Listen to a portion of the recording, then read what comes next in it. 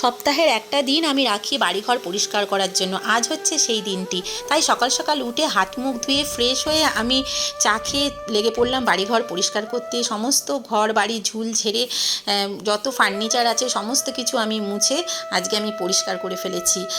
এক সপ্তাহে অনেকটাই ধুলো পড়ে, তাই সমস্ত কিছু ঝেড়ে ঘর ঝাড় দিয়ে বারান্দা ঝাড় দিয়ে আমি সব মুছেও ফেলেছি। এই করতে গিয়ে আমার আজকে জলখাবার বানানো হয়নি সকালে, তাই রাতের একটু লুচি আর মিষ্টি ছিল বাসি, সেটা আমি মাইক্রোওভেনে গরম করে খেয়ে নিলাম। তারপর সোজা চলে গেলাম দুপুরের খাবারের ব্যবস্থা করতে, না হলে দেরি হয়ে যাবে। দুপুরের রান্নাটাও আমি সেরে নিয়েছিলাম।